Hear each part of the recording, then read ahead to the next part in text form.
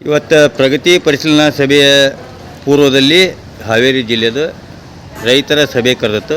ಅದಕ್ಕೆ ರೈತರ ಬಗ್ಗೆ ಚರ್ಚೆ ಏನೇನಾಯಿತು ಅಂತಂದು ಹೇಳ್ಬೋದು. ಹಾವೇರಿ ಜಿಲ್ಲೆ ಪ್ರಗತಿಯಲ್ಲಿ ಭಾಳ ಹಿಂದುಳಿದಂಥ ಜಿಲ್ಲೆ. ಹಿಂದುಳಿದ ಜಿಲ್ಲೆ ಅಂತ ಹೇಳಿ ಕಣಿಪಟ್ಟಿನೂ ಕಟ್ಟಿದ್ದಾರೆ.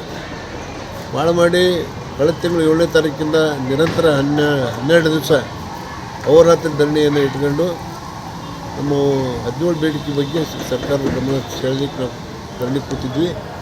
ಅಹೋರಾತ್ರಿ ಧರಣಿಯನ್ನು ಆ ಸಂದರ್ಭದಲ್ಲಿ ಜಿಲ್ಲಾ ಉಸ್ತುವಾರಿ ಮಂತ್ರಿಗಳು ಬೆಳಗಾವಿಗೆ ಕರೆದು ನಮ್ಮ ಸಮಸ್ಯೆಗಳ ಬಗ್ಗೆ ಚರ್ಚೆ ಮಾಡಿ ನಾವು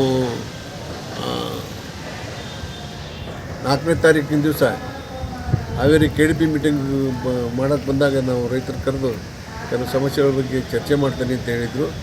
ಆ ಪ್ರಕಾರ ಬೆಳೆ ವಿಮೆ, ಬೆಳೆ ಹಾನಿ ಮತ್ತು ಸಾಲ, ನೀರಾವರಿ, ವಿದ್ಯುತ್ ಇದ್ರ ಬಗ್ಗೆ ಸಮಗ್ರವಾಗಿ ಚರ್ಚೆ ಆಗಿದ್ದವು. ಏನೋ ಒಟ್ಟು ರೈತರು ಕರೆದು ಇವತ್ತು ಚರ್ಚೆ ಮಾಡಿದ್ದಕ್ಕೆ ಸರ್ಕಾರಕ್ಕೆ ಧನ್ಯವಾದ ಹೇಳೋದ್ರ ಜೊತೆಗೆ ಅದು ಬರೀ ಸಭೆಯಾಗಿ ಉಳಿಬಾರ್ದು. ಏನು ಮಾತಾಡಿದ್ದಾರೆ ಆ ಪ್ರಕಾರ ಅದನ್ನು ಅನುಷ್ಠಾನಕ್ಕೆ ತರ್ತಕ್ಕಂಥ ಕೆಲಸ ಮತ್ತು ಜವಾಬ್ದಾರಿ ಸರ್ಕಾರದೈತಿ. ಸರ್ಕಾರ ಅದನ್ನು ಮಾಡ್ತೈತಿ ಅಂತಕ್ಕಂಥ ಭರವಸೆಯೂ ಕೂಡ ಐತಿ.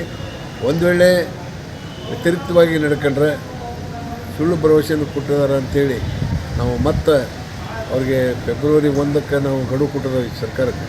ಅಷ್ಟರೊಳಗಾಗಿನೇ ಬೇಡಿಕೆ ಇದ್ದಂಗಿದ್ರೆ ಹೆದ್ದಾರಿ ಬಂದ್ ಮಾಡ್ತೇವೆ ಅಂತೇಳಿ ಆ ನಿಟ್ಟಿನಲ್ಲಿ ನಾವು ಸರ್ಕಾರಕ್ಕೆ ಎಚ್ಚರಿಕೆ ಕೊಡೋದ್ರ ಮುಖಾಂತರ ಅಭಿನಂದನೆಯನ್ನು ಸಲ್ಲಿಸ್ತೇವೆ.